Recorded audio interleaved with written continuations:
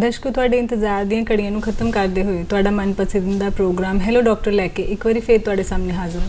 Programme ਦੇਖ ਰਹੇ ਸਾਰੇ ਦਰਸ਼ਕਾਂ ਦਾ ਸਵਾਗਤ ਕਰਦੀ ਹਾਂ। ਅੱਜ ਅਸੀਂ ਆਪਣੇ ਪ੍ਰੋਗਰਾਮ 'ਚ ਗੱਲ ਕਰਾਂਗੇ ਗੁਰਦੇ ਦੀਆਂ ਬਿਮਾਰੀਆਂ ਬਾਰੇ ਤੇ ਨਾਲ ਹੀ ਨਾਲ ਇਹ ਵੀ ਜਾਣਾਂਗੇ ਆਪਣੇ ਮਾਹਰ ਮਹਿਮਾਨ ਤੋਂ ਤੇ ਇਸ ਦੇ ਇਲਾਜ ਕਿਸ ਤਰੀਕੇ ਦੇ ਨਾਲ ਕੀਤਾ ਜਾਂਦਾ ਹੈ ਤੇ ਇਸ ਤੋਂ ਬਚਾਅ ਕਿਵੇਂ ਕੀਤਾ ਜਾ ਸਕਦਾ ਜੀ। ਇਸ ਵਿਸ਼ੇ ਤੇ ਗੱਲਬਾਤ ਕਰਨ ਲਈ ਅੱਜ ਅਸੀਂ ਆਪਣੇ ਪ੍ਰੋਗਰਾਮ 'ਚ ਸੱਦਾ ਦਿੱਤਾ ਹੈ ਡਾਕਟਰ ਹਰਮੀਤ ਰਿਆਜ਼ ਜੀ ਨੂੰ, ਜਿਹੜੇ ਕਿ ਡੀਐਮ ਨੈਫਰੋਲੋਜਿਸਟ ਹਨ। ਡਾਕਟਰ ਸਾਹਿਬ ਸਟੂਡੀਓ 'ਚ ਬਹੁਤ-ਬਹੁਤ ਸਵਾਗਤ ਕਰਦੇ ਹਾਂ। ਥੈਂਕ ਯੂ ਡਾਕਟਰ ਸਾਹਿਬ, ਇਸ ਤੋਂ ਪਹਿਲਾਂ ਅਸੀਂ ਆਪਣੀ ਗੱਲਬਾਤ ਅੱਗੇ ਵਧਾਈਏ, ਮੈਂ ਦਰਸ਼ਕਾਂ ਨੂੰ ਦੱਸ ਦਿਆਂ ਸਾਡਾ ਇਹ ਪ੍ਰੋਗਰਾਮ ਲਾਈਵ ਟੈਲੀਕਾਸਟ ਹੋ ਰਿਹਾ। ਜੇ ਤੁਹਾਡੇ ਮਨ ਦੇ ਵਿੱਚ ਕੁਝ ਅਜਿਹੇ ਸਵਾਲ ਹਨ ਜਿਹੜੇ ਤੁਸੀਂ ਸਾਡੇ ਮਾਹਰ ਮਹਿਮਾਨ ਤੋਂ ਪੁੱਛਣਾ ਚਾਹੁੰਦੇ ਹੋ ਤੇ ਨੰਬਰ ਨੋਟ ਕਰ ਲਓ 0181284261 0181284264। ਇੰਤਜ਼ਾਰ ਰਹੇਗਾ ਤੁਹਾਡੇ ਫੋਨ ਕਾਲਸ ਦਾ। ਡਾਕਟਰ ਸਾਹਿਬ, ਅੱਜ ਅਸੀਂ ਆਪਣੇ ਪ੍ਰੋਗਰਾਮ 'ਚ ਗੱਲ ਕਰਨੀ ਹੈ ਗੁਰਦੇ ਬਾਰੇ। ਇਸੇ ਮਹੀਨੇ ਦੀ 11 ਤਰੀਕ ਨੂੰ ਪੂਰੇ ਵਿਸ਼ਵ ਦੇ ਵਿੱਚ ਵਰਲਡ ਕਿਡਨੀ ਡੇ ਵੀ ਮਨਾਇਆ ਗਿਆ। ਮੈਂ ਇਹ ਜਾਣਨਾ ਚਾਹਾਂਗੀ ਕਿ ਇਹਨੂੰ ਮਨਾਉਣ ਦੇ ਪਿੱਛੇ ਮੁੱਖ ਮੰਤਵ ਕੀ ਰਹਿੰਦਾ, ਕੀ ਕਾਰਨ ਹਨ ਕਿ ਪੂਰਾ ਵਿਸ਼ਵ ਮਿਲ ਕੇ ਇਸ ਦਿਨ ਨੂੰ ਕਿਡਨੀ ਡੇ ਦੇ ਤੌਰ ਤੇ ਸੈਲੀਬ੍ਰੇਟ ਕਰਦਾ ਹੈ? ਮੈਮ, ਵਰਲਡ ਕਿਡਨੀ ਡੇ ਸਨ 2006 ਤੋਂ ਹਰ ਸਾਲ ਮਾਰਚ ਦੇ ਦੂਸਰੇ ਵੀਰਵਾਰ ਨੂੰ ਮਨਾਇਆ ਜਾਂਦਾ ਹੈ ਤੇ ਇਸ ਸਾਲ ਇਹਦੀ ਤਾਰੀਖ 11 ਮਾਰਚ ਨੂੰ ਸੀਗੀ। ਹਰ ਸਾਲ ਇੱਕ ਥੀਮ ਲਿਆ ਜਾਂਦਾ ਹੈ, ਜਿੱਦਾਂ ਪਿਛਲੇ ਕੁਝ ਸਾਲਾਂ ਵਿੱਚ ਥੀਮ ਸੀਗਾ ਬੱਚਿਆਂ ਦੀਆਂ ਵਿੱਚ ਗੁਰਦੇ ਦੀਆਂ ਬਿਮਾਰੀਆਂ ਨੂੰ ਲੈ ਕੇ, ਲੇਡੀਜ਼ ਦੇ ਵਿੱਚ ਗੁਰਦਿਆਂ ਨੂੰ ਬਿਮਾਰੀਆਂ ਨੂੰ ਲੈ ਕੇ, ਮੋਟਾਪੇ ਦੇ ਮਰੀਜ਼ਾਂ ਵਿੱਚ ਗੁਰਦੇ ਦੀਆਂ ਬਿਮਾਰੀਆਂ ਨੂੰ ਲੈ ਕੇ। ਪਿਛਲੇ ਸਾਲ ਦਾ ਥੀਮ ਸੀਗਾ ਕਿ ਕਿੱਦਾਂ ਅਸੀਂ ਗੁਰਦੇ ਦੀ ਜਿਹੜੀ ਕੇਅਰ ਹੈਗੀ ਆ ਗ੍ਰਾਸ ਰੂਟ ਲੈਵਲ ਤੱਕ, ਯਾਨੀ ਕਿ ਆਮ ਆਦਮੀ ਤੱਕ ਵੀ ਇੱਕ ਅੱਛੀ ਕਿਡਨੀ ਕੇਅਰ ਪ੍ਰੋਵਾਈਡ ਕਰ ਸਕੀਏ। ਇਸ ਸਾਲ ਇਹਦਾ ਥੀਮ ਸੀਗਾ living well with kidney disease. ਦੇਖਿਆ ਗਿਆ ਕਿ ਜਦੋਂ ਵੀ ਕਿਸੇ ਪੇਸ਼ੈਂਟ ਨੂੰ ਪਤਾ ਲੱਗਦਾ ਹੈ ਕਿ ਉਹਨੂੰ ਕਿਡਨੀ ਦੀ ਪ੍ਰੋਬਲਮ ਹੈਗੀ ਆ, ਜੋ ਕਿ ਮੈਂ ਡੇਲੀ ਆਪਣੀ ਓਪੀਡੀ 'ਚ ਰੋਜ਼ਮਰਰਾ ਦੇ ਕੇਸਿਸ ਦੇਖਦੀ ਹਾਂ, ਸਭ ਤੋਂ ਪਹਿਲਾਂ ਤਾਂ ਪੇਸ਼ੈਂਟ ਦੇ ਪਰਿਵਾਰ ਘਬਰਾਏ ਹੋਏ ਹੁੰਦੇ ਨੇ। ਉਹਨਾਂ ਨੂੰ ਲੱਗਦਾ ਕਿ ਪਤਾ ਨਹੀਂ ਹੁਣ ਕੀ ਹੋ ਜਾਣਾ ਆ, ਪਤਾ ਨਹੀਂ ਸਾਡੀ ਲਾਈਫ 'ਚ ਕਿਹੜੇ-ਕਿਹੜੇ ਚੇਂਜਸ ਆਉਗੇ, ਸਾਡੀ ਡਾਈਟ 'ਚ ਕਿਹੜੇ-ਕਿਹੜੇ ਚੇਂਜਸ ਆਉਗੇ, ਅਸੀਂ ਆਪਣੀ ਨੋਰਮਲ ਲਾਈਫ ਲੀਡ ਕਰ ਸਕਦੇ ਹਾਂ ਕਿ ਨਹੀਂ ਕਰ ਸਕਦੇ। ਪਰ ਹੌਲੀ-ਹੌਲੀ ਜਿੱਦਾਂ ਅਸੀਂ ਪੇਸ਼ੈਂਟ ਦੀ ਕਾਉਂਸਲਿੰਗ ਕਰੀਦੀ ਆ, ਉਹਨੂੰ ਬਿਮਾਰੀ ਬਾਰੇ ਸਮਝਾਈਦਾ, ਡਾਈਟ ਬਾਰੇ ਸਮਝਾਈਦਾ ਤੇ ਕਾਫੀ ਪੇਸ਼ੈਂਟ ਰਿਲੈਕਸ ਹੋ ਜਾਂਦੇ ਐਂਡ ਐਜ਼ ਅ ਰਿਜ਼ਲਟ ਉਹ ਆਪਣੀ ਲਾਈਫ ਬਿਲਕੁਲ ਨੋਰਮਲ ਲੀਡ ਕਰ ਸਕਦੇ ਆ। ਆਪਣੀਆਂ day to day physical activities ਵਿੱਚ, ਸੋਸ਼ਲ ਐਕਟੀਵਿਟੀਜ਼ ਦੇ ਵਿੱਚ, ਆਪਣੇ ਕੰਮ 'ਤੇ ਹਰ ਤਰੀਕੇ ਨਾਲ ਉਹ ਇੱਕ ਨੋਰਮਲ ਲਾਈਫ ਲੀਡ ਕਰਦੇ ਆ। ਈਵਨ ਕਿ ਡਾਇਲਿਸਿਸ ਵਾਲੇ ਪੇਸ਼ੈਂਟ ਵੀ ਬਹੁਤ ਸਾਡੇ ਇੱਦਾਂ ਦੇ ਹੈਗੇ ਆ ਜਿਹੜੀ ਆਪਣੀ ਰੈਗੂਲਰ ਟਰੀਟਮੈਂਟ ਕਰਦੇ ਆ, ਆਪਣੀ ਡਾਈਟ ਦਾ ਖਿਆਲ ਰੱਖਦੇ ਆ ਤੇ ਉਹ ਕੰਮ 'ਤੇ ਵੀ ਜਾਂਦੇ ਆ। ਸੋ ਅੱਜ ਦੇ ਦਿਨ ਵਿੱਚ ਜਿੰਨੀ ਮੈਡੀਕਲ ਸਾਇੰਸ ਦੀ ਐਡਵਾਂਸਮੈਂਟ ਹੋ ਚੁੱਕੀ ਆ, ਉਹਦੇ ਵਿੱਚ ਇੱਕ ਕਿਡਨੀ ਦੇ ਮਰੀਜ਼ਾਂ ਲਈ ਇੱਕ ਬੂਨ ਆ, ਇੱਕ ਵਰਦਾਨ ਆ ਕਿ ਜਿਹੜਾ ਟਾਈਮ ਅਸੀਂ ਰੀਨਲ ਰਿਪਲੇਸਮੈਂਟ ਥੈਰੇਪੀ 'ਤੇ ਕੱਢਦੇ ਹਾਂ ਉਹ ਸਾਡੀ ਲਾਈਫ ਦਾ ਇੱਕ ਬੋਨਸ ਆ। ਕੁਛ ਪੇਸ਼ੈਂਟਸ 20-25 ਸਾਲ ਵੀ ਕੱਢ ਜਾਂਦੇ ਆ with the help of dialysis ਔਰ ਟਰਾਂਸਪਲਾਂਟ। ਸੋ ਜਿਹੜਾ ਮੇਨ ਇਹਦਾ ਮਕਸਦ ਹੈਗਾ ਆ, ਫਸਟ ਐਂਡ ਫੋਰਮੋਸਟ ਇਹ ਆ ਕਿ ਗੁਰਦੇ ਦੇ ਬਾਰੇ ਬਹੁਤ ਲੋਕਾਂ ਨੂੰ ਨਹੀਂ ਪਤਾ ਹੈਗਾ। ਨੋਰਮਲ ਲੋਕਾਂ ਨੂੰ ਉਦੋਂ ਹੀ ਪਤਾ ਲੱਗਦਾ ਜਦੋਂ ਘਰ ਦੇ ਜਾਂ ਕਿਸੇ ਖਾਸ ਬੰਦੇ ਨੂੰ ਗੁਰਦੇ ਦੀ ਪ੍ਰੋਬਲਮ ਹੁੰਦੀ ਹੈ। ਹਾਂਜੀ, ਤੇ ਮੇਨ ਤਾਂ ਮੇਰੇ ਖਿਆਲ ਨਾਲ ਸਕੂਲ ਲੈਵਲ 'ਚ ਵੀ ਸਾਨੂੰ ਪੜ੍ਹਾਇਆ ਜਾਂਦਾ ਕਿ ਗੁਰਦਾ ਕੀ ਆ, ਗੁਰਦਾ ਕੀ ਕਰਦਾ ਆ, ਪਰ ਜਦੋਂ ਅਸੀਂ ਵੱਡੇ ਹੋ ਕੇ ਆਪਣੀ ਲਾਈਫ 'ਚ ਬਿਜ਼ੀ ਹੋ ਜਾਂਦੇ ਅਸੀਂ ਉਹਨੂੰ ਭੁੱਲ ਜਾਂਦੇ ਹਾਂ। ਸੋ ਇਹਦਾ ਫਸਟ ਮਕਸਦ ਹੈਗਾ ਆ ਕਿ ਗੁਰਦੇ ਪ੍ਰਤੀ ਜਾਗਰੂਕਤਾ ਲਿਆਂਦੀ ਜਾਵੇ ਕਿ ਗੁਰਦੇ ਨੂੰ ਸਹੀ ਕਿੱਦਾਂ ਰੱਖਣਾ, ਨੰਬਰ 1, ਤਾਂ ਕਿ ਅਸੀਂ ਗੁਰਦੇ ਦੀਆਂ ਬਿਮਾਰੀਆਂ ਤੋਂ ਬਚੀਏ। ਨੰਬਰ 2, ਜੇ ਕਦੀ ਗੁਰਦੇ ਦੀ ਬਿਮਾਰੀ ਹੋ ਵੀ ਗਈ ਤਾਂ ਉਹਨੂੰ ਹੈਂਡਲ ਕਿੱਦਾਂ ਕਰਨੀ ਆ, ਤਾਂ ਕਿ ਜ਼ਿਆਦਾ ਤੋਂ ਜ਼ਿਆਦਾ ਟਾਈਮ ਆਈਡੀਅਲੀ ਅਸੀਂ ਹਰ ਪੇਸ਼ੈਂਟ ਨੂੰ ਚਾਹੁੰਦੇ ਕਿ ਅਸੀਂ ਉਹਨੂੰ ਡਾਇਲਿਸਿਸ ਤੋਂ ਬਚਾਈਏ। ਪਰ ਫਿਰ ਵੀ ਕਈ ਵਾਰੀ ਹਾਲਾਤ ਇੱਦਾਂ ਦੇ ਬਣ ਜਾਂਦੇ ਆ ਕਿ ਡਾਇਲਿਸਿਸ ਇਨਐਵਿਟੇਬਲ ਹੋ ਜਾਂਦਾ, ਵਿਚ ਮੀਨਸ ਕਿ ਹੁਣ ਡਾਇਲਿਸਿਸ ਕਰਨਾ ਜ਼ਰੂਰੀ ਆ, ਨਹੀਂ ਤਾਂ ਪੇਸ਼ੈਂਟ ਦੀ ਜਾਨ ਨੂੰ ਖਤਰਾ ਹੋ ਸਕਦਾ ਆ। ਉਹਦੇ ਵਿੱਚ ਵੀ ਜੇ ਅਸੀਂ ਟਾਈਮਲੀ ਇਲਾਜ ਸ਼ੁਰੂ ਕਰੀਏ ਤਾਂ ਪੇਸ਼ੈਂਟ ਤੁਰਦਾ ਫਿਰਦਾ ਹੀ ਆਪਣੀ ਬੋਡੀ ਰਿਕਵਰ ਕਰ ਲੈਂਦਾ ਆ। ਪਰ ਜਿਵੇਂ ਤੁਸੀਂ ਦੱਸਿਆ ਆਪਣੀ ਗੱਲਬਾਤ ਦੇ ਵਿੱਚ ਵੀ ਇਹ ਬਾਰ-ਬਾਰ ਜ਼ਿਕਰ ਕੀਤਾ ਕਿ ਇਹਦਾ ਮੁੱਖ ਮੰਤਵ ਇਹ ਵੀ ਹੈਗਾ ਕਿ ਆਮ ਜਨਤਾ ਨੂੰ, ਆਮ ਲੋਕਾਂ ਨੂੰ ਇਸ ਬਾਰੇ ਸਮਝ ਹੀ ਨਹੀਂ ਹੈਗੀ ਕਿ ਗੁਰਦਾ ਕੀ ਹੈਗਾ। ਇਹਦੀ ਜਾਣਕਾਰੀ ਹੋਣਾ ਮੈਨੂੰ ਲੱਗਦਾ ਕਿ ਬਹੁਤ ਜ਼ਿਆਦਾ ਜ਼ਰੂਰੀ ਹੈ। ਅਤੇ ਆਪਣੇ ਦਰਸ਼ਕਾਂ ਲਈ ਤੁਹਾਡੇ ਕੋਲ ਇਹੀ ਸਵਾਲ ਪੁੱਛਣਾ ਚਾਹੁੰਦੀ ਹਾਂ ਕਿ ਗੁਰਦਾ ਐਕਚੁਅਲ ਦੇ ਵਿੱਚ ਕੀ ਰੋਲ ਪਲੇ ਕਰਦਾ ਸਾਡੇ ਸਰੀਰ ਦੇ ਵਿੱਚ, ਉਹਦਾ ਕੰਮ ਕੀ ਹੈਗਾ? ਗੁਰਦਾ ਸਾਡੇ ਸਰੀਰ ਦਾ ਇੱਕ ਬਹੁਤ ਮਹੱਤਵਪੂਰਨ ਅੰਗ ਆ। ਗੁਰਦਾ ਸਾਡੇ ਪੇਟ ਵਿੱਚ, ਸਾਡੀ ਪਸਲੀਆਂ ਦੇ ਨੀਚੇ ਪਿੱਠ ਵੱਲ ਪਿਆ ਹੁੰਦਾ ਆ। 2 ਗੁਰਦੇ ਹੁੰਦੇ ਆ ਨੋਰਮਲੀ।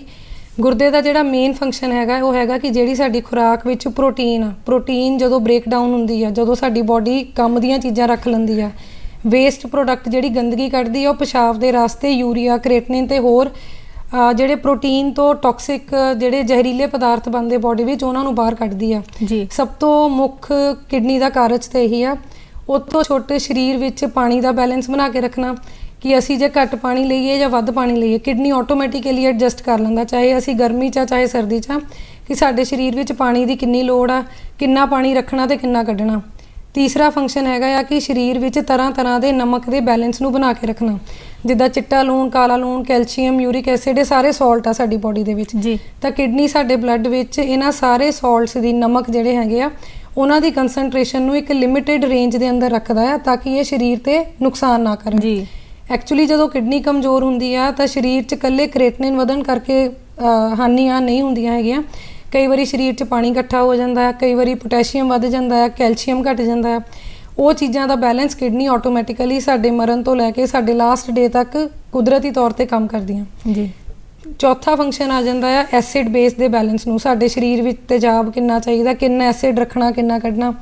ਪੰਜਵਾਂ ਕਾਰਜ ਆ ਜਾਂਦਾ ਆ ਸਰੀਰ ਵਿੱਚ ਕੁਝ ਹਾਰਮੋਨਸ ਬਣਾਉਣਾ, ਜਿੱਦਾਂ ਵਿਟਾਮਿਨ ਡੀ ਨੂੰ ਬਲੱਡ ਬਣਾਉਣ ਲਈ ਇੱਕ ਕੈਮੀਕਲ ਆ ਇਰੀਥਰੋਪੋਇਟਿਨ, ਉਹ ਗੁਰਦੇ ਬਣਾਉਂਦੇ ਆ, ਤਾਂ ਉਹ ਸਾਰੇ ਕੰਮ ਕਿਡਨੀ ਕਰਦੀ ਆ ਜੀ। ਇੱਕ ਹੋਰ ਮਹੱਤਵਪੂਰਨ ਰੋਲ ਹੈਗਾ ਸਾਡੇ ਬਲੱਡ ਪ੍ਰੈਸ਼ਰ, ਜਿਹੜਾ ਸਾਡਾ ਰਕਤ ਚਾਪ ਆ ਉਹਨੂੰ ਅਸੀਂ ਇੱਕ ਰੇਂਜ ਵਿੱਚ ਕਿੱਦਾਂ ਰੱਖਣਾ, ਉਹਦੇ ਵਿੱਚ ਕਿਡਨੀ ਇੱਕ ਬਹੁਤ ਵੱਡਾ ਰੋਲ ਪਲੇ ਕਰਦੀ ਆ ਜੀ। ਡਾਕਟਰ ਸਾਹਿਬ ਤੁਸੀਂ ਇੰਨੇ ਸਾਰੇ ਕਾਰਜ ਇਹਦੇ ਗਿਣਵਾਏ, ਮੈਨੂੰ ਨਹੀਂ ਲੱਗਦਾ ਕਿ ਕਿਸੇ ਵੀ ਇਨਸਾਨ ਨੂੰ ਇਸ ਦੀ ਜਾਣਕਾਰੀ ਹੋਏਗੀ ਕਿ ਕਿਡਨੀ ਇੱਕ ਇਨਸਾਨ ਦੇ ਸਰੀਰ ਦੇ ਵਿੱਚ ਕਿੰਨਾ ਮਹੱਤਵਪੂਰਨ ਕੰਮ ਕਰਦੀ ਪਈ ਹੈ, ਤੇ ਇਸ ਤੋਂ ਬਿਨਾਂ ਸਰੀਰ ਮੇਰੇ ਹਿਸਾਬ ਦੇ ਨਾਲ ਚੱਲਣਾ ਔਖਾ ਹੋ ਜਾਏਗਾ। ਬਹੁਤ ਸਾਰੀਆਂ ਦਿੱਕਤਾਂ ਹੈ, ਜਿੱਦਾਂ ਤੁਸੀਂ ਦੱਸਿਆ ਕਿ ਜੋ ਵੀ ਅਸੀਂ ਖਾਂਦੇ ਹਾਂ ਉਹਨੂੰ ਜਿਹੜਾ ਸਰੀਰ ਪਚਾ ਰਿਹਾ ਹੈ, ਜਿਹੜੀ ਉਹਦੀ ਲੋੜਵੰਦ ਚੀਜ਼ ਹੈਗੀ ਰੱਖ ਕੇ ਜਿਹੜੀ ਬੇਕਾਰ ਚੀਜ਼ ਹੈ ਉਹਨੂੰ ਬਾਹਰ ਕੱਢਣਾ, ਇਹ ਤਾਂ ਇੱਕ ਬਹੁਤ ਇੰਪੋਰਟੈਂਟ ਰੋਲ ਹੋ ਗਿਆ। ਮੈਂ ਜਾਣਨਾ ਚਾਹਾਂਗੀ ਕਿ ਜਿਵੇਂ ਤੁਸੀਂ ਦੱਸਿਆ ਇਹ ਕਾਰਜ ਕਰਦੀ ਰਹਿੰਦੀ ਹੈਗੀ, ਤੇ ਕੀ ਅਜਿਹੇ ਕਾਰਨ ਹੁੰਦੇ ਕਿ ਇੱਕ ਬੰਦੇ ਨੂੰ ਕਿਡਨੀ ਦੀ ਬਿਮਾਰੀ ਲੱਗ ਜਾਂਦੀ ਹੈ? ਕਿਡਨੀ ਨੂੰ ਕਮਜ਼ੋਰ ਕਰਨ ਦੀਆਂ ਬਹੁਤ ਸਾਰੀਆਂ ਬਿਮਾਰੀਆਂ ਹੋ ਸਕਦੀਆਂ ਜੀ। ਪਰ ਵਿਸ਼ਵ ਭਰ ਵਿੱਚ ਜਿਹੜੀ ਨੰਬਰ 1 ਬਿਮਾਰੀ ਉਹ ਹੈਗੀ ਹੈ ਸ਼ੂਗਰ ਜੀ। ਨੰਬਰ 2 ਤੇ ਹੈਗੀ ਆ ਬਲੱਡ ਪ੍ਰੈਸ਼ਰ, ਤੀਸਰੇ ਨੰਬਰ ਤੇ ਆਉਂਦੇ ਆ ਗਲੋਮੈਰੂਲੋਨੇਫਰਾਈਟਿਸ। ਉਹਦਾ ਮਤਲਬ ਹੁੰਦਾ ਕਿ ਸਾਡੇ ਗੁਰਦੇ ਵਿੱਚ ਇੱਕ ਤਰ੍ਹਾਂ ਦੀ ਐਲਰਜੀ ਸ਼ੁਰੂ ਹੋ ਜਾਂਦੀ, ਜਿਹਦੇ ਕਰਕੇ ਪ੍ਰੋਟੀਨ ਤੇ ਜਿਹੜੇ ਬਲੱਡ ਦੇ ਸੈੱਲ ਉਹ ਯੂਰਿਨ 'ਚ ਆਉਣ ਲੱਗ ਪੈਂਦੇ ਆ। ਕੁਛ ਦਵਾਈਆਂ, ਐਂਟੀਬਾਇਓਟਿਕਸ, ਪੇਨ ਕਿਲਰ ਮੈਡੀਸਿਨਸ ਦਾ ਵੀ ਰੋਲ ਹੈਗਾ ਆ। ਕੁਛ ਜੈਨੇਟਿਕ ਕਾਰਨ ਹੁੰਦੇ ਆ ਕਿ ਸਾਡੇ ਜੀਨਸ ਵਿੱਚ ਹੀ ਕੋਈ ਨਾ ਕੋਈ ਪ੍ਰੋਬਲਮ ਹੈਗੀ ਆ। ਕਈ ਵਾਰੀ ਪੈਦਾਇਸ਼ੀ ਹੁੰਦੀਆਂ ਕਿ ਬੱਚੇ ਦੇ ਅੰਗ ਠੀਕ ਨਹੀਂ ਬਣੇ, ਸ਼ੁਰੂ 'ਚ ਸਿੰਪਟਮ ਨਹੀਂ ਆਉਂਦੇ, ਪਰ ਬੱਚਾ ਜਿੱਦਾਂ ਵੱਡਾ ਹੁੰਦਾ ਕਿਡਨੀ ਦੀ ਬਿਮਾਰੀ ਬਾਰੇ ਪਤਾ ਲੱਗਦਾ ਆ। ਕੁਛ ਕੈਮੀਕਲਸ ਜਿੱਦਾਂ ਹਾਈ ਪ੍ਰੋਟੀਨ ਡਾਈਟ ਉਹ ਵੀ ਅਸਰ ਕਰਦੀਆਂ ਕਿਡਨੀ 'ਤੇ। ਜੀ। ਜਿਵੇਂ ਤੁਸੀਂ ਦੱਸਿਆ ਕਿ ਬੜੇ ਸਾਰੇ ਕਾਰਨ ਹੈਗੇ ਆ, ਕੁਝ ਜੈਨੇਟਿਕ ਫੈਕਟਰਸ ਹੈਗੇ ਆ, ਕੁਝ ਜਿੱਦਾਂ ਤੁਸੀਂ ਦੱਸਿਆ ਜ਼ਿਆਦਾ ਪ੍ਰੋਟੀਨ ਦੀ ਮਾਤਰਾ ਲੈਣ ਕਰਕੇ। ਅਸੀਂ ਆਮ ਤੌਰ ਤੇ ਅੱਜ ਕੱਲ੍ਹ ਦੇਖਦੇ ਹਾਂ ਕਿ ਬੱਚੇ ਆਪਣੀ ਸਿਹਤ ਨੂੰ ਬਣਾਉਣ ਵਾਸਤੇ, ਚੰਗਾ ਤੰਦਰੁਸਤ ਰਹਿਣ ਵਾਸਤੇ ਬੜੇ ਸਾਰੇ ਇਸ ਤਰ੍ਹਾਂ ਦੇ ਫਿਜ਼ੀਕਲ ਐਕਸਰਸਾਈਜ਼ਸ ਕਰਦੇ, ਜਿਹਦੇ ਨਾਲ ਉਹ ਕੁਝ ਡੱਬਾਬੰਦ ਚੀਜ਼ਾਂ ਦੀ ਵੀ ਵਰਤੋਂ ਕਰਦੇ ਆ। ਮੈਂ ਪੁੱਛਣਾ ਚਾਹਾਂਗੀ ਉਹ ਬੱਚਿਆਂ ਵਾਸਤੇ, ਉਹ ਯੁਵਾਵਾਂ ਵਾਸਤੇ ਵੀ ਕਿ ਕੀ ਡਾਕਟਰ ਦੀ ਸਲਾਹ ਤੋਂ ਬਿਨਾਂ ਐਕਸਟਰਾ ਪ੍ਰੋਟੀਨਸ ਸਿਹਤ ਲਈ ਲੈਣੇ ਚੰਗੇ ਹੁੰਦੇ? ਮੈਡਮ ਐਕਚੁਅਲੀ ਪ੍ਰੋਟੀਨਸ ਤਾਂ ਬਹੁਤ ਬੋਡੀ ਬਿਲਡਰਸ ਜਾਂ ਜਿਮ ਵਾਲੇ ਲੈਂਦੇ ਆ ਜੀ। ਹਰ ਪ੍ਰੋਟੀਨ ਲੈਣ ਵਾਲੇ ਦੀ ਕਿਡਨੀ ਖਰਾਬ ਨਹੀਂ ਹੁੰਦੀ। ਇੱਥੇ ਰੋਲ ਆ ਜਾਂਦਾ ਹੈ ਜੋ ਸਾਨੂੰ ਮੈਡੀਸਿਨ 'ਚ ਪੜ੍ਹਾਇਆ ਜਾਂਦਾ ਹੈ, ਏਜੰਟ, ਹੋਸਟ ਤੇ এনवायरमेंट। ਦੈਟ ਮੀਨਸ ਕਿ ਮੇਰੇ ਜੈਨੇਟਿਕ ਫੈਕਟਰਸ ਤੇ ਡਿਪੈਂਡ ਕਰਦਾ ਹੈ ਕਿ ਮੈਂ ਹਾਈ ਪ੍ਰੋਟੀਨ ਡਾਈਟ ਨੂੰ ਟੋਲਰੇਟ ਕਰੂੰਗੀ ਜਾਂ ਨਹੀਂ ਕਰੂੰਗੀ। ਜੀ। ਤੁਸੀਂ ਦੇਖਿਆ ਹੋਣਾ ਜੇ 10 ਲੜਕੇ ਪ੍ਰੋਟੀਨ ਲੈ ਰਹੇ ਆ ਤਾਂ ਸਾਰਿਆਂ ਦੀ ਕਿਡਨੀ ਖਰਾਬ ਨਹੀਂ ਹੁੰਦੀ, ਕਿਤੇ ਇੱਕ ਬੰਦੇ ਦੀ ਖਰਾਬ ਹੁੰਦੀ ਆ। ਤੇ ਇੱਥੇ ਰੋਲ ਆਂਦਾ ਕਿ ਜੀਨਸ ਤੁਹਾਡੇ ਕਿੱਦਾਂ ਰਿਸਪੌਂਡ ਕਰਦੇ ਆ। ਜੀ। ਤੁਹਾਡਾ ਸਰੀਰ ਉਸ ਨੂੰ ਮਤਲਬ ਕਿਸ ਤਰੀਕੇ ਦੇ ਨਾਲ ਪਚਾ ਸਕਦਾ ਹੈ, ਹੈਂਡਲ ਕਰ ਸਕਦਾ ਹੈ। ਜੀ। ਡਾਕਟਰ ਸਾਹਿਬ ਅਸੀਂ ਗੱਲ ਕਰ ਰਹੇ ਸੀਗੇ ਕਿ ਬਿਮਾਰੀਆਂ ਮਤਲਬ ਕਿਸ ਤਰੀਕੇ ਦੇ ਨਾਲ ਕਿਡਨੀ ਇਫੈਕਟ ਹੁੰਦੀ ਹੈ, ਤੇ ਆਪਾਂ ਪਛਾਣ ਕਿਵੇਂ ਕਰ ਸਕਦੇ ਹਾਂ? ਜਿੱਦਾਂ ਮੰਨ ਲਓ ਕਿ ਸਾਡੇ ਪਰਿਵਾਰ ਦੇ ਵਿੱਚ ਕਿਸੇ ਨੂੰ ਕੋਈ ਦਿੱਕਤ ਆਉਂਦੀ ਹੈ ਕਿਡਨੀ ਦੀ, ਸਾਨੂੰ ਇਸ ਚੀਜ਼ ਦੀ ਸਮਝ ਕਿੱਦਾਂ ਲੱਗੇਗੀ ਕਿ ਸਾਡੇ ਇਸ ਪਰਿਵਾਰ ਦੇ ਸਦੱਸਿਆ ਨੂੰ ਕਿਡਨੀ ਦੀ ਬਿਮਾਰੀ ਹੋ ਰਹੀ ਹੈ? ਕੋਈ ਅਜਿਹੇ ਲੱਛਣ ਹਨ ਜਿਹਦੇ ਨਾਲ ਆਪਾਂ ਆਸਾਨੀ ਦੇ ਨਾਲ ਇਹਦੀ ਪਛਾਣ ਕਰ ਸਕਦੇ ਹਾਂ?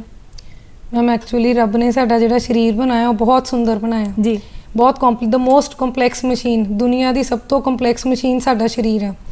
ਰੱਬ ਨੇ ਹਰ ਚੀਜ਼ ਦਾ ਸਾਨੂੰ ਰਿਜ਼ਰਵ ਦਿੱਤਾ। ਇੱਕ ਗੁਰਦੇ ਨਾਲ ਵੀ ਲਾਈਫ ਨਿਕਲ ਸਕਦੀ ਆ, ਪਰ ਰੱਬ ਨੇ ਸਾਨੂੰ 2 ਗੁਰਦੇ ਦਿੱਤੇ ਤਾਂ ਕਿ ਜੇ ਇੱਕ 'ਚ ਪ੍ਰੋਬਲਮ ਵੀ ਆਵੇ ਤਾਂ ਸਾਡੀ ਲਾਈਫ ਠੀਕ ਠਾਕ ਚੱਲਦੀ ਰਹੇ। ਇਸ ਕਰਕੇ ਕਿਡਨੀ ਦੀਆਂ ਜਿਹੜੀਆਂ ਪ੍ਰੋਬਲਮਸ ਆ, ਕਈ ਵਾਰੀ ਜਿਹੜੇ ਉਹਦੇ ਲੱਛਣ ਉਹ ਬਹੁਤ ਲੇਟ ਆਉਂਦੇ ਆ।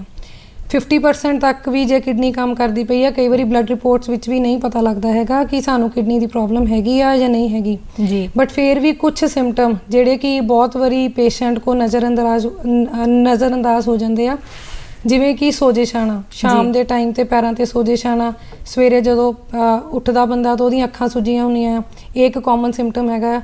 ਹਾਲਾਂਕਿ ਸੋਜਿਸ਼ ਦੇ ਕਾਰਨ ਹੋਰ ਵੀ ਬਹੁਤ ਸਾਰੇ ਹੋ ਸਕਦੇ ਆ, ਜਿੱਦਾਂ heart the problem, liver the problem, hormonal problem. But kidney ਦੀ ਜਿਹੜੀ ਸੋਜਿਸ਼ ਆ ਉਹ ਜ਼ਿਆਦਾਤਰ ਸ਼ਾਮ ਦੇ ਟਾਈਮ ਤੇ ਪੈਰਾਂ ਤੇ ਆਉਂਦੀ ਆ, ਤੇ ਜਦੋਂ ਸਵੇਰੇ ਪੇਸ਼ੈਂਟ ਉੱਠਦਾ ਤਾਂ ਅੱਖਾਂ ਤੇ ਚਿਹਰਾ ਵੀ ਸੁੱਜਿਆ ਹੁੰਦਾ ਜੀ।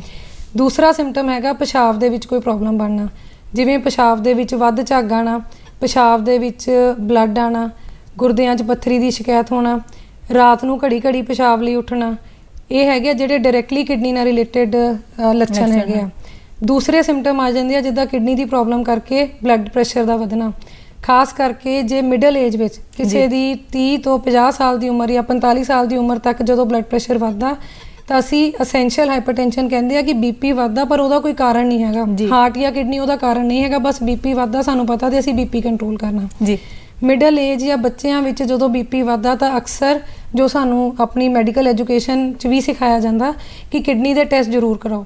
ਇਹ ਚੀਜ਼ ਮੈਂ ਆਪਣੀ ਸੁਸਾਇਟੀ ਨੂੰ ਮੈਸੇਜ ਦੇਣਾ ਚਾਹੁੰਦੀ ਹਾਂ ਕਿ ਜੇ ਕਿਸੇ ਵੀ ਯੰਗ ਬੰਦੇ ਨੂੰ ਹਾਈ ਬਲੱਡ ਪ੍ਰੈਸ਼ਰ ਦੀ ਪ੍ਰੋਬਲਮ ਹੁੰਦੀ ਆ, ਮੋਸਟਲੀ ਪ੍ਰੋਬਲਮ ਫੜੀ ਕਿੱਦਾਂ ਜਾਂਦੀ ਆ, ਕਿਸੇ ਨੂੰ ਸਿਰ ਦਰਦ ਹੋਇਆ, ਘਬਰਾਹਟ ਹੋਈ, ਲਾਗੇ ਛਾਗੇ ਕੈਮਿਸਟ ਕੋ ਗਿਆ, ਆਪਣਾ ਬੀਪੀ ਚੈੱਕ ਕਰਾਇਆ, ਹਾਈ ਬੀਪੀ ਆਇਆ, ਬੀਪੀ ਦੀ ਦਵਾਈ ਖਾ ਲਈ, ਠੀਕ ਹੋ ਗਿਆ, ਥੋੜੇ ਦਿਨਾਂ ਬਾਅਦ ਫੇਰ ਲਾਈਫ ਰੂਟੀਨ ਚੱਲਣ ਲੱਗ ਪੈਂਦੀ ਆ। ਉਹਨੂੰ ਐਜੂਕੇਟ ਨਹੀਂ ਕੀਤਾ ਜਾਂਦਾ, ਕਿਉਂਕਿ ਐਜੂਕੇਟ ਕਰਨਾ ਆਫ ਕੋਰਸ ਜਿਹੜਾ ਬੰਦਾ ਦਵਾਈ ਦਿੰਦਾ ਉਹਦਾ ਕੰਮ ਨਹੀਂ, ਇੱਕ ਮੈਡੀਕਲ ਡਾਕਟਰ ਦਾ ਕੰਮ ਆ। ਐਂਡ ਉਹਦੀ ਹੌਲੀ ਹੌਲੀ ਕਿਡਨੀ ਦੀ ਪ੍ਰੋਬਲਮ, ਬੀਪੀ ਦੀ ਪ੍ਰੋਬਲਮ ਚੱਲਦੀ ਰਹਿੰਦੀ ਆ। ਫਿਰ ਜਦੋਂ ਲਗਾਤਾਰ ਪ੍ਰੋਬਲਮ ਵੱਧਦੀ ਆ ਉਦੋਂ ਫਿਰ ਉਹਨੂੰ ਕੋਈ ਸਲਾਹ ਕਹਿੰਦਾ ਵੀ ਤੂੰ ਆਪਣੇ ਟੈਸਟ ਕਰਾ ਕੇ ਦੇਖ ਲੈ, ਤੇ ਉਦੋਂ ਪਤਾ ਲੱਗਦਾ ਕਿ ਕ੍ਰੀਏਟਿਨਿਨ ਵਧਿਆ ਹੋਇਆ ਹੁੰਦਾ ਤੇ ਪ੍ਰੋਬਲਮ ਹੈ ਕਿਡਨੀ 'ਚ। ਹਾਂਜੀ ਡਾਕਟਰ ਸਾਹਿਬ, ਇੱਕ ਦਰਸ਼ਕ ਤੁਹਾਨੂੰ ਕੁਝ ਪੁੱਛਣਾ ਚਾਹ ਰਹੇ ਹਨ, ਇੱਕ ਫੋਨ ਕਾਲ ਲੈ ਲਈਏ। ਹੈਲੋ ਡਾਕਟਰ ਸਾਹਿਬ, ਸਤਿ ਸ੍ਰੀ ਅਕਾਲ ਜੀ। ਸਤਿ ਸ੍ਰੀ ਅਕਾਲ ਜੀ। ਡਾਕਟਰ ਜੀ, ਜਿੰਨਾ ਬੀਬੀ ਡਾਕਟਰ ਨੇ ਦੱਸਿਆ ਹੈਗਾ, ਡਰ ਲੱਗਦਾ ਆ ਵੀ ਸਾਡਾ ਸਰੀਰ ਕੋ ਬਚ ਜਾਊ, ਬਹੁਤ ਜ਼ਿਆਦਾ ਡਰ ਗਿਆ ਸੁਣ ਕੇ ਸਭ ਕੁਝ ਹੀ। ਬੀਬੀ ਨੇ ਬੜਾ ਵਿਸਥਾਰ ਦੱਸਿਆ, ਬੜਾ ਸਾਵਧਾਨ ਰਹਿਣਾ ਪਏਗਾ ਸਾਨੂੰ ਗੁਰਦੇ ਦੇ ਰਾਤੇ। ਮੈਂ ਪੁੱਛਿਆ ਡਾਕਟਰ ਸਾਹਿਬ ਵੀ ਜਿਹੜਾ ਸਾਡਾ ਖਾਣੇ ਪੀਣੇ ਆ, ਹਾਂਜੀ, ਇਹਦਾ ਕਿੱਦਾਂ ਕਸ ਹੁੰਦਾ ਗੁਰਦੇ ਦੇ ਉੱਤੇ? ਨੰਬਰ 1। ਦੂਜਾ ਮੈਂ ਗੱਲ ਕਰਨੀ ਆ ਵੀ ਇਹਦੇ ਡਾਇਲਿਸਿਸ ਜਿਹੜਾ ਹੈਗਾ ਆ ਇਹ ਵੀ ਹੁੰਦਾ, ਗੁਰਦੇ ਸਾਫ਼ ਹੁੰਦੇ ਆ।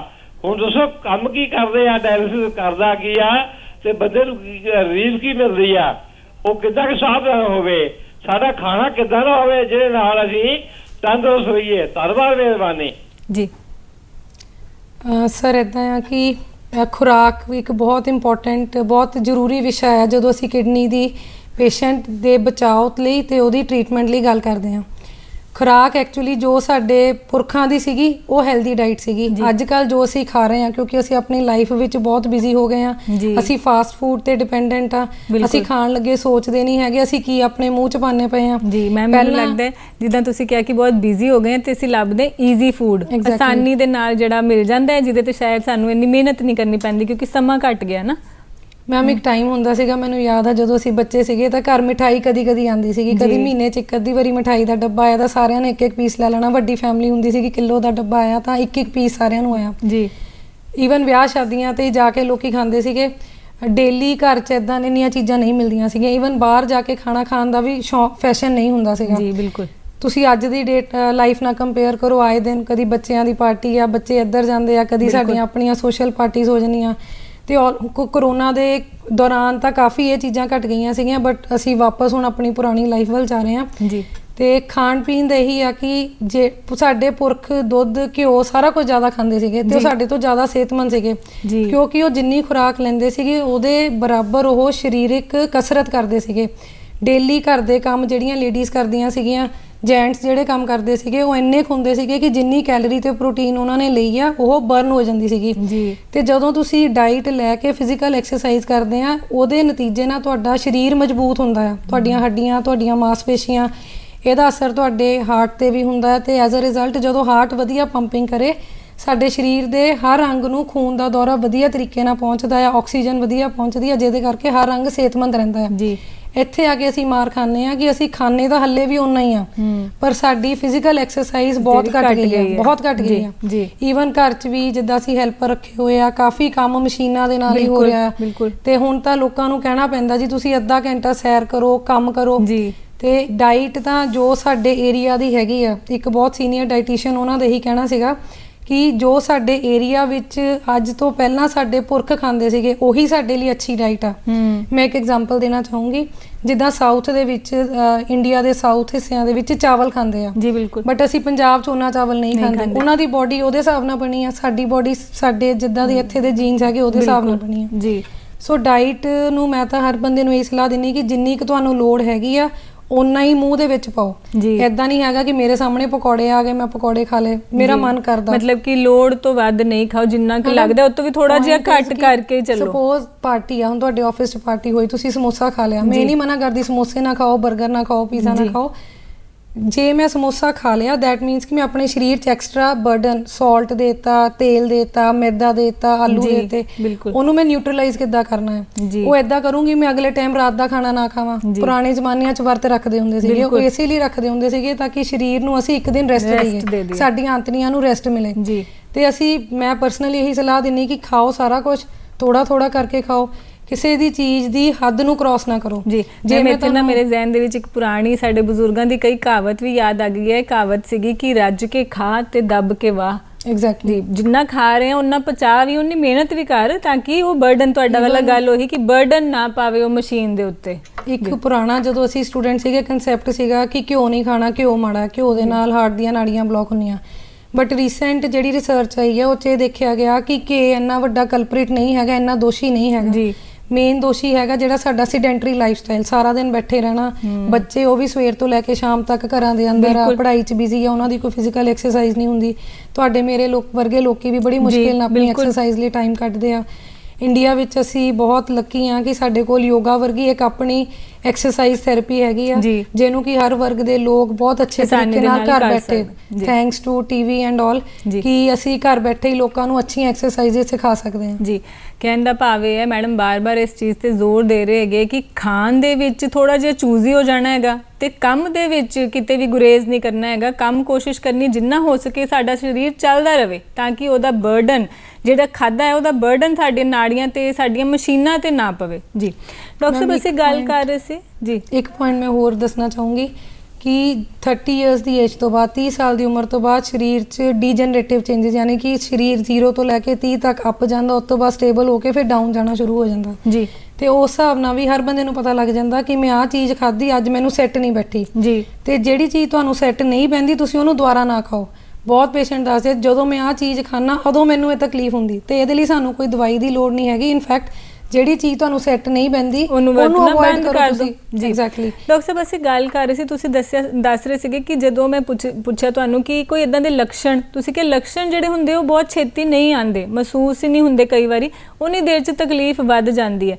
ਕਿ ਇਸ ਤਰ੍ਹਾਂ ਦਾ ਕੋਈ ਮਤਲਬ ਸਾਨੂੰ ਕੋਈ ਪ੍ਰੋਟੋਕੋਲ ਫੋਲੋ ਕਰਨਾ ਚਾਹੀਦਾ ਕਿ ਜਿੱਦਾਂ ਤੁਸੀਂ ਕਿਹਾ 30 ਤੋਂ ਬਾਅਦ ਸਾਡੀ ਉਮਰ ਦੇ ਵਿੱਚ ਡੀਜਨਰੇਟਿਵ ਚੇਂਜਸ ਆਉਂਦੇ, ਤੇ ਕੋਈ ਇੱਦਾਂ ਦੀ ਉਮਰ ਹੈ ਜਿਸ ਤੋਂ ਬਾਅਦ ਸਾਨੂੰ ਕੋਈ ਟੈਸਟ ਦਾ ਪ੍ਰੋਟੋਕੋਲ ਫੋਲੋ ਕਰਨਾ ਚਾਹੀਦਾ ਹੈ ਕਿ ਕੁਝ ਇੱਦਾਂ ਦੇ ਲੋੜੀਂਦੇ ਟੈਸਟ ਜਿਹੜੇ ਸਾਨੂੰ ਇਸ ਉਮਰ ਤੋਂ ਬਾਅਦ ਕਰਾਉਣੇ ਚਾਹੀਦੇ? ਇਸ ਸਵਾਲ ਨੂੰ ਵਾਪਸ ਲੈ ਕੇ ਆਵਾਂਗੀ, ਪਹਿਲੇ ਇੱਕ ਦਰਸ਼ਕ ਤੁਹਾਨੂੰ ਕੁਝ ਪੁੱਛਣਾ ਚਾਹ ਰਹੇ, ਇੱਕ ਫੋਨ ਕਾਲ ਲੈ ਲਈਏ। ਹੈਲੋ ਹਾਂਜੀ ਜੀ, ਪ੍ਰੋਗਰਾਮ 'ਚ ਬਹੁਤ ਬਹੁਤ ਸਵਾਗਤ ਕਰਦੀ ਹਾਂ। ਬਲਜੀਤ ਤੁਸੀਂ ਆਪਣਾ ਸਵਾਲ ਪੁੱਛ ਸਕਦੇ ਹੋ। ਹਾਂਜੀ ਮੈਮ, ਮੰਮਾ ਸਾਡੇ ਤੇ ਉਹਨਾਂ ਨੂੰ ਨਾ ਬਾਥਰੂਮ ਨਹੀਂ ਆਉਂਦਾ ਪਿਆ, 3 ਦਿਨ ਹੋ ਗਏ ਨੇ। ਜੀ ਹਾਂਜੀ, ਡਾਇਲਸਿਸ ਵੀ ਕਰਵਾਇਆ, 1-2 ਵਾਰੀ ਗੁਰਦਿਆਂ 'ਚ ਪ੍ਰੋਬਲਮ ਆਈ ਸੀ। ਜੀ ਹਾਂਜੀ, ਤੇ ਉਹ ਇਸ ਕਰਕੇ ਫਿਰ ਡਾਇਲਸਿਸ ਵੀ ਕਰਵਾ ਲਿਆ ਤੇ ਕੋਈ ਫਰਕ ਨਹੀਂ ਪਿਆ ਬਿਲਕੁਲ ਵੀ। ਤੇ ਹੁਣ ਕੋਈ ਇਲਾਜ? ਮੈਡਮ ਇੱਦਾਂ ਆ ਕਿ ਕਿਸੇ ਵੀ ਪੇਸ਼ੈਂਟ ਨੂੰ ਡਾਇਲਿਸਿਸ ਦੀ ਲੋੜ ਕਿਉਂ ਪਈ, ਇਹਦਾ ਕਾਰਨ ਕਿਡਨੀ ਫੇਲੀਅਰ ਹੀ ਹੈ ਆਫ ਕੋਰਸ, ਕਿਉਂਕਿ ਡਾਇਲਿਸਿਸ ਨੇ ਕਿਡਨੀ ਦਾ ਕੰਮ ਕਰਨਾ। ਜੀ, ਪਰ ਇੱਕ ਜਿਹੜਾ ਕੁਆਲੀਫਾਈਡ ਡਾਕਟਰ ਹੈਗਾ, ਮਾਹਰ ਹੈਗਾ, ਉਹਦਾ ਰੋਲ ਇਹ ਹੁੰਦਾ ਦੇਖਣ ਲਈ ਕਿ ਇਹ ਕਿਡਨੀ ਪਰਮਾਨੈਂਟਲੀ ਡੈਮੇਜ ਹੋਈ ਆ ਜਾਂ ਇਹਨੂੰ ਅਸੀਂ ਮੋੜ ਸਕਦੇ ਹਾਂ।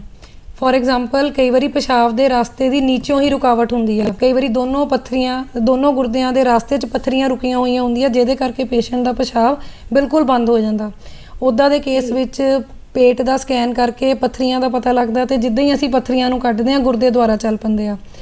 ਦੂਸਰਾ ਐਗਜ਼ਾਮਪਲ ਹੈਗਾ ਕਿ ਕਿਸੇ ਨੂੰ ਟੱਟੀਆਂ ਉਲਟੀਆਂ ਲੱਗੀਆਂ ਸੀਗੀਆਂ, ਸਰੀਰ 'ਚ ਪਾਣੀ ਦੀ ਕਮੀ ਹੋ ਗਈ, ਬਲੱਡ ਪ੍ਰੈਸ਼ਰ ਬਹੁਤ ਘਟ ਗਿਆ, ਜਿਹਦੇ ਕਰਕੇ ਗੁਰਦਿਆਂ ਨੂੰ ਖੂਨ ਦਾ ਦੌਰਾ ਘਟਿਆ ਤੇ ਗੁਰਦੇ ਖਰਾਬ ਹੋ ਗਏ। ਉੱਦਾਂ ਦੇ ਕੇਸਿਸ ਵਿੱਚ ਵੀ 2 ਤੋਂ 3 ਹਫ਼ਤੇ ਦੇ ਅੰਦਰ ਗੁਰਦੇ ਜ਼ਿਆਦਾਤਰ ਕੇਸਿਸ ਵਿੱਚ ਜੇ ਟਾਈਮਲੀ ਸੰਭਾਲ ਲਏ ਜਾਣ ਤਾਂ ਰਿਕਵਰ ਕਰ ਲੈਂਦੇ ਆ ਤੇ ਪੇਸ਼ੈਂਟ ਦੀ ਡਾਇਲਿਸਿਸ ਬੰਦ ਹੋ ਜਾਂਦੀ ਆ। ਤੀਜਾ ਐਗਜ਼ਾਮਪਲ ਹੈਗਾ ਜਿੱਦਾਂ ਕਿਸੇ ਨੂੰ ਇਨਫੈਕਸ਼ਨ ਹੋਈ ਸੀਗੀ, ਸੈਪਸਿਸ ਬਹੁਤ ਹੋ ਗਈ, ਸੈਪਸਿਸ ਕਰਕੇ ਪੇਸ਼ੈਂਟ ਦੇ ਗੁਰਦਿਆਂ, ਸੈਪਸਿਸ ਦਾ ਜਿਹੜਾ ਜ਼ਹਿਰ ਸੀਗਾ ਉਹ ਪੂਰੇ ਸਰੀਰ 'ਤੇ ਫੈਲ ਗਿਆ ਤੇ ਉਹਦੇ ਨਾਲ ਗੁਰਦੇ ਖਰਾਬ ਹੋ ਗਏ। ਤੇ ਦੈਟ ਮੀਨਸ ਕਿ ਜਿਹੜੇ ਸਾਡੇ ਕੋਲ ਡਾਇਲਿਸਿਸ ਦੇ ਪੇਸ਼ੈਂਟ ਹੁੰਦੇ 2 ਕੈਟਾਗਰੀਜ਼ ਦੇ ਹੁੰਦੇ ਆ। ਇੱਕ ਉਹ ਪੇਸ਼ੈਂਟ ਜਿਨ੍ਹਾਂ ਦੇ ਪਰਮਾਨੈਂਟ ਗੁਰਦੇ ਖਰਾਬ, ਜਿਹਨੂੰ ਅਸੀਂ ਐਂਡ ਸਟੇਜ ਰੀਨਲ ਡਿਜ਼ੀਜ਼ ਕਹਿੰਦੇ ਆ। ਦੂਜੀ ਕੈਟਾਗਰੀ ਹੋ ਗਈ ਅਕਿਊਟ ਕਿਡਨੀ ਡਿਜ਼ੀਜ਼, ਜਿਹਦੇ ਵਿੱਚ ਸਹੀ ਟਾਈਮ 'ਤੇ ਸਹੀ ਇਲਾਜ ਕਰਨ ਨਾਲ ਮਰੀਜ਼ ਦੇ ਗੁਰਦੇ ਦੁਬਾਰਾ ਚੱਲ ਪੈਂਦੇ ਤੇ ਬਹੁਤ ਸਾਰੇ ਮਰੀਜ਼ਾਂ ਵਿੱਚ ਕ੍ਰੀਏਟਿਨਿਨ ਬਿਲਕੁਲ ਨਾਰਮਲ ਆ ਜਾਂਦਾ ਆ। ਜੀ ਡਾਕਟਰ ਸਾਹਿਬ, ਟੈਸਟ ਬਾਰੇ ਮੈਂ ਪੁੱਛ ਰਹੀ ਸੀ ਤੁਹਾਨੂੰ ਕਿ ਕੋਈ ਉਮਰ ਤੋਂ ਬਾਅਦ ਕੋਈ ਰੈਗੂਲਰ ਫੋਲੋਅਪ, ਕੋਈ ਇਦਾਂ ਦਾ ਪ੍ਰੋਟੋਕਾਲ ਫੋਲੋ ਕਰਨਾ ਚਾਹੀਦਾ? ਦੇਖਿਆ ਜਾਵੇ ਤਾਂ ਹਰ ਇੱਕ ਬੰਦੇ ਨੂੰ ਜਿਹੜਾ ਕਿਡਨੀ ਦੀਆਂ ਬਿਮਾਰੀਆਂ ਹੋਣ ਦਾ ਰਿਸਕ ਸੇਮ ਨਹੀਂ ਹੈਗਾ। ਤੁਹਾਨੂੰ ਪਹਿਲਾਂ ਵੀ ਦੱਸਿਆ ਸੀਗਾ ਸਾਡੀ ਜੈਨੇਟਿਕ ਹਿਸਟਰੀ ਕੀ ਆ, ਸਾਡਾ ਬੋਡੀ weight ਕਿੰਨਾ, ਸਾਡਾ ਲਾਈਫ ਸਟਾਈਲ ਕਿੰਨਾ, ਪਰ ਫਿਰ ਵੀ ਚੀਜ਼ਾਂ ਨੂੰ ਇੱਕ ਸਾਦਾ ਤਰੀਕੇ ਨਾਲ ਮੈਂ ਪ੍ਰੈਜ਼ੈਂਟ ਕਰ ਰਹੀ ਹਾਂ ਕਿ 30 ਸਾਲ ਤੋਂ ਬਾਅਦ 1-2 ਵਾਰੀ ਛੋਟੇ ਛੋਟੇ ਟੈਸਟ, ਅੱਜ ਕੱਲ੍ਹ ਤੁਸੀਂ ਦੇਖਿਆ ਹੋਣਾ ਕਿ ਲੈਬਸ ਦੇ ਵਿੱਚ ਫੁੱਲ ਬੋਡੀ ਚੈੱਕਅਪ ਵੀ ਆਉਂਦੇ ਆ ਜਿਹਦੇ ਸਿਰ ਤੋਂ ਲੈ ਕੇ ਪੈਰ ਤੱਕ ਸਾਰੇ ਟੈਸਟ ਕਰ ਦਿੰਦੇ ਆ। ਕੁਝ ਤੇ ਕਈ ਵਾਰੀ ਛੋਟੇ ਮੋਟੇ ਟੈਸਟ 'ਚ ਕੋਈ ਪ੍ਰੋਬਲਮ ਆ ਜਾਂਦੀ ਆ ਤੇ ਉਹਨੂੰ ਦੇਖ ਕੇ ਪੇਸ਼ੈਂਟ ਬਹੁਤ ਪਰੇਸ਼ਾਨ ਹੋ ਜਾਂਦੇ ਆ, ਫਿਰ ਸਾਡੇ ਕੋਲ ਆਉਂਦੇ ਆ ਜਾਂ ਹੋਰ ਡਾਕਟਰਸ ਕੋਲ ਜਾਂਦੇ ਆ। ਮੇਰੇ ਖਿਆਲ ਨਾਲ ਬਹੁਤ ਸਾਰੇ ਜ਼ਿਆਦਾ ਟੈਸਟਾਂ ਦੀ ਲੋੜ ਨਹੀਂ ਹੈਗੀ। ਜਿਹੜੇ ਟੈਸਟ ਮੈਂ ਤੁਹਾਨੂੰ ਦੱਸਣ ਜਾ ਰਹੀ ਹਾਂ ਉਹ ਬਹੁਤ ਆਮ ਟੈਸਟ ਆ ਤੇ ਕਿਸੇ ਵੀ ਸਾਡੇ ਲੋਕਲ ਸ਼ਹਿਰ ਦੇ ਵਿੱਚ, ਸਾਡੇ ਪੰਜਾਬ ਦੇ ਵਿੱਚ, ਈਵਨ ਇੱਕ ਅੱਛੇ ਸਰਕਾਰੀ ਹਸਪਤਾਲ ਵਿੱਚ ਵੀ ਉਹ ਈਜ਼ੀਲੀ ਮਿਲ ਸਕਦੇ ਆ। ਇਹਨਾਂ 'ਚੋਂ ਜਿਹੜੇ ਖਾਸ ਟੈਸਟ ਹੈਗੇ ਆ, ਕੰਪਲੀਟ ਬਲੱਡ ਕਾਊਂਟ, ਜਿਸ 'ਚੋਂ ਸਾਨੂੰ ਪਤਾ ਲੱਗ ਜਾਊਗਾ ਕਿ ਸਾਡਾ ਹੀਮੋਗਲੋਬਿਨ ਕਿੰਨਾ, ਖੂਨ ਕਿੰਨੇ ਗ੍ਰਾਮ ਆ ਸਾਡੇ ਅੰਦਰ। ਪਿਸ਼ਾਬ ਦੀ ਜਾਂਚ, ਜਿਸ ਤੋਂ ਸਾਨੂੰ ਪਤਾ ਲੱਗੂਗਾ ਕਿ ਸਾਡੇ ਪਿਸ਼ਾਬ ਦੇ ਵਿੱਚ ਪ੍ਰੋਟੀਨ ਤਾਂ ਨਹੀਂ ਆ ਰਹੀ ਹੈਗੀ। ਤੀਸਰਾ ਟੈਸਟ ਹੈਗਾ ਆ ਸੀਰਮ ਕ੍ਰੀਏਟਿਨਿਨ ਤੇ ਬਲੱਡ ਯੂਰੀਆ, ਉਹ ਵੀ ਹਰ ਲੈਬ ਕਰਦੀ ਆ, ਕੋਈ ਵੀ ਬੇਸਿਕ ਲੈਬ ਹੈਗੀ ਉਹ ਈਜ਼ੀਲੀ ਇਹ ਟੈਸਟ ਕਰ ਦਿੰਦੀ ਆ। ਚੌਥਾ ਟੈਸਟ ਹੈਗਾ ਆ ਗੁਰਦਿਆਂ ਦਾ ਸਕੈਨ, ਪੇਟ ਦਾ ਸਕੈਨ। ਸਕੈਨ ਦੀ ਹਰ ਪੇਸ਼ੈਂਟ ਨੂੰ ਲੋੜ ਨਹੀਂ, ਜੇ ਬਾਕੀ 3 ਟੈਸਟ ਨੋਰਮਲ ਆ ਤਾਂ ਜ਼ਿਆਦਾਤਰ ਲੋੜ ਨਹੀਂ ਹੈਗੀ। ਅਪਾਰਟ ਫਰੋਮ ਦਿਸ 30 ਸਾਲ ਤੋਂ ਬਾਅਦ ਯੂਰਿਕ ਐਸਿਡ ਇੱਕ ਵਾਰੀ ਚੈੱਕ ਕਰਾ ਲੈਣੀ ਚਾਹੀਦੀ ਆ। ਬਲੱਡ ਸ਼ੂਗਰ ਦਾ ਜ਼ਰੂਰ ਖਿਆਲ ਰੱਖਣਾ ਚਾਹੀਦਾ ਆ। ਥਾਇਰਾਇਡ ਦਾ ਇੱਕ TSH ਨਾਮ ਦਾ ਟੈਸਟ ਹੁੰਦਾ, ਸਾਲ 'ਚ ਇੱਕ ਵਾਰੀ ਕਰਾ ਲੈਣਾ ਚਾਹੀਦਾ। ਲਿਪਿਡ ਪ੍ਰੋਫਾਈਲ ਸਾਲ 'ਚ ਇੱਕ ਅੱਧੀ ਵਾਰੀ। ਇੱਦਾਂ ਹੀ ਲਿਵਰ ਦੇ ਟੈਸਟ ਜਿਹੜੇ ਕਿ ਲਿਵਰ ਫੰਕਸ਼ਨ ਨੂੰ ਰਿਪਰੈਜ਼ੈਂਟ ਕਰਦੇ, ਜਿੱਦਾਂ SGPT ਵਗੈਰਾ। ਤੋਂ ਇੰਨੇ ਕੁ ਟੈਸਟ ਆਈ ਥਿੰਕ 500-600 ਦੇ ਅੰਦਰ ਕਿਸੇ ਵੀ ਸਰਕਾਰੀ ਹਸਪੀਟਲ ਵਿੱਚ ਤੇ 1000 ਦੇ ਅੰਦਰ ਕਿਸੇ ਵੀ ਪ੍ਰਾਈਵੇਟ ਹਸਪੀਟਲ 'ਚ ਆਸਾਨੀ ਨਾਲ ਹੋ ਜਾਂਦੇ ਆ। ਤੇ ਉਹਨਾਂ ਮੈਡਮ ਬਾਰ-ਬਾਰ ਇਸ ਚੀਜ਼ ਤੇ ਜ਼ੋਰ ਦੇ ਰਹੇ ਕਿ ਸਿਹਤ ਦਾ ਧਿਆਨ ਤਾਂ ਅਸੀਂ ਆਪਣੇ ਹੱਥ ਦੇ ਵਿੱਚ ਰੱਖਣਾ ਕਿ ਕਿਵੇਂ ਰੱਖੀਏ, ਤੇ ਸਾਲ ਦੇ ਵਿੱਚ ਇੱਕ ਵਾਰੀ ਸਾਨੂੰ ਇੱਕ ਬੇਸਿਕ ਰੂਟੀਨ ਫੋਲੋ ਕਰ ਲੈਣੀ ਚਾਹੀਦੀ ਕਿ ਅਸੀਂ ਕੁਝ ਟੈਸਟ ਆਪਣੀ ਸਿਹਤ ਦੀ ਸੰਭਾਲ ਵਾਸਤੇ ਜ਼ਰੂਰ ਕਰਵਾਈਏ। ਸੈਕੰਡਲੀ, ਟੈਸਟ ਕਰਾਉਣ ਤੋਂ ਬਾਅਦ ਇੱਕ ਕੁਆਲੀਫਾਈਡ ਡਾਕਟਰ ਨੂੰ ਮਿਲੋ, ਕਿਉਂਕਿ ਕਈ ਵਾਰੀ ਅਸੀਂ ਟੈਸਟ ਦੀਆਂ ਰਿਪੋਰਟਾਂ ਦੇਖ ਕੇ ਪੈਨਿਕ ਕਰ ਜਾਂਦੇ ਹਾਂ। ਜਿਵੇਂ ਸਾਡੇ ਦਰਸ਼ਕ ਨੇ ਕਿਹਾ ਕਿ ਅਸੀਂ ਥੋੜਾ ਡਰ ਗਏ, ਘਬਰਾ ਗਏ, ਗੱਲ ਸਿਰਫ ਇਹ ਹੈ ਕਿ ਇਹ ਲੋਕਾਂ ਤੱਕ ਸੁਨੇਹਾ ਪਹੁੰਚਾਉਣ ਦੀ ਕੋਸ਼ਿਸ਼ ਹੈ ਕਿ ਕਿਵੇਂ ਆਪਾਂ ਸੰਭਾਲ ਕਰਨੀ ਹੈ ਤੇ ਕਿਵੇਂ ਬਿਮਾਰੀ ਤੋਂ ਬਚਾਅ ਕਰਨਾ ਹੈ। ਜੀ ਡਾਕਟਰ ਸਾਹਿਬ, ਮੈਂ ਪੁੱਛਣਾ ਚਾਹਾਂਗੀ ਕਿ ਜਾਂਦੇ ਜਿਵੇਂ ਤੁਸੀਂ ਗੁਰਦਿਆਂ ਬਾਰੇ ਬਹੁਤ ਕੁਝ ਦੱਸਿਆ, ਉਹਦੇ ਲੱਛਣਾਂ ਬਾਰੇ ਦੱਸਿਆ, ਟੈਸਟਾਂ ਬਾਰੇ ਦੱਸਿਆ, ਕਿ ਇਸ ਤੋਂ ਬਚਾਅ ਵੀ ਕਿਵੇਂ ਕਰ ਲਈਏ? ਕੋਈ ਇੱਦਾਂ ਦਾ ਸੁਨੇਹਾ ਕਿ ਜਿੱਥੋਂ ਆਪਾਂ, ਜਿਵੇਂ ਸਾਡੇ ਕਾਲਰ ਦੀ ਕਾਲ ਸੀਗੀ ਕਿ ਡਾਇਲਿਸਿਸ ਹੁੰਦਾ ਹੈ, ਮਦਰ ਦਾ ਹੋ ਰਿਹਾ ਹੈਗਾ, ਆਪਾਂ ਇਹ ਤੋਂ ਬਚਾਅ ਕਿਵੇਂ ਕਰ ਸਕਦੇ ਹਾਂ? ਆਪਣੀ ਕਿਡਨੀ ਨੂੰ ਸਵਸਥ ਕਿਵੇਂ ਰੱਖ ਸਕਦੇ ਹਾਂ? ਗੁਰਦੇ ਨੂੰ ਆਪਾਂ ਬਿਲਕੁਲ ਹੈਲਦੀ ਕਿਵੇਂ ਰੱਖੀਏ? ਮੈਮ, ਕਾਫੀ ਹੱਦ ਤੱਕ ਗੁਰਦੇ ਦੀਆਂ ਬਿਮਾਰੀਆਂ ਦਾ ਬਚਾਅ ਸਾਡੇ ਹੱਥ ਵਿੱਚ ਹੈਗਾ ਆ। ਕੁਝ ਕੇਸ ਜਿੱਦਾਂ ਮੈਂ ਤੁਹਾਨੂੰ ਐਗਜ਼ਾਮਪਲ ਦਿੱਤਾ ਸੀਗਾ ਕਿ ਕਿਸੇ ਨੂੰ ਡੀਹਾਈਡਰੇਸ਼ਨ ਹੋ ਗਈ, ਕਿਸੇ ਨੂੰ ਡੇਂਗੂ ਜਾਂ ਮਲੇਰੀਆ ਵਰਗੀਆਂ ਹੀ ਬਿਮਾਰੀਆਂ ਕਾਫੀ ਹਾਵੀ ਹੋ ਗਈਆਂ, ਉੱਦਾਂ ਦੀਆਂ ਬਿਮਾਰੀਆਂ ਤੋਂ ਛੁੱਟ ਨੋਰਮਲ ਬੰਦੇ ਲਈ ਮੈਸੇਜ ਆਹੀ ਆ ਕਿ ਪਹਿਲਾਂ ਆਪਣੀ ਹਾਈਟ, ਤੁਹਾਡਾ ਕੱਦ ਕਿੰਨਾ ਉਹ ਦੇਖੋ। ਉਹਦੇ ਹਿਸਾਬ ਨਾਲ ਤੁਹਾਨੂੰ ਇੰਟਰਨੈਟ 'ਚੋਂ ਈਜ਼ੀਲੀ ਪਤਾ ਲੱਗ ਜਾਣਾ ਕਿ ਤੁਹਾਡੀ ਬੋਡੀ ਦੇ ਹਿਸਾਬ ਨਾਲ ਤੁਹਾਡਾ ਵਜ਼ਨ ਕਿੰਨਾ ਚਾਹੀਦਾ ਆ। ਉਹਦੇ ਨਾਲ BMI ਕੈਲਕੂਲੇਟ ਹੋ ਜਾਂਦਾ, ਤੁਹਾਡੇ ਪ੍ਰਾਇਮਰੀ ਡਾਕਟਰ ਵੀ ਤੁਹਾਨੂੰ ਕਰਕੇ ਦੇ ਸਕਦੇ ਆ। ਉਸ ਤੋਂ ਬਾਅਦ ਦੇਖੋ ਕਿ ਜੇ ਤੁਸੀਂ ਓਵਰਵੇਟ ਆ ਤਾਂ ਤੁਸੀਂ ਪਹਿਲਾਂ ਆਪਣੇ ਵਜ਼ਨ ਨੂੰ ਕੰਟਰੋਲ ਕਰੋ। ਵਜ਼ਨ ਨੂੰ ਕਿੱਦਾਂ ਕੰਟਰੋਲ ਕਰਨਾ ਆ? ਆਪਣੀ ਡਾਈਟ ਕੰਟਰੋਲ ਕਰੋ ਤੇ ਆਪਣੀ ਫਿਜ਼ੀਕਲ ਐਕਸਰਸਾਈਜ਼ ਨੂੰ ਵਧਾਓ।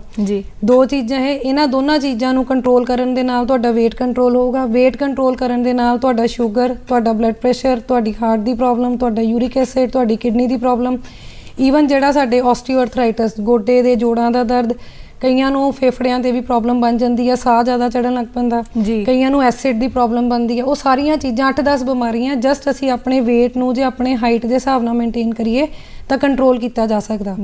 ਦੂਸਰੇ ਵਰਗ ਦੇ ਲੋਕ ਆਉਂਦੇ ਜਿੱਦਾਂ ਡਾਇਬਟੀਜ਼ ਜਦੋਂ ਵੀ ਡਾਇਗਨੋਜ਼ ਹੋਈ ਆ, ਤੁਸੀਂ ਪਹਿਲੇ 3 ਸਾਲ ਜਿੰਨੀ ਮਿਹਨਤ ਕਰ ਲਓਗੇ ਉਹਦਾ ਫਲ ਤੁਹਾਨੂੰ ਸਾਰੀ ਉਮਰ ਮਿਲੂਗਾ।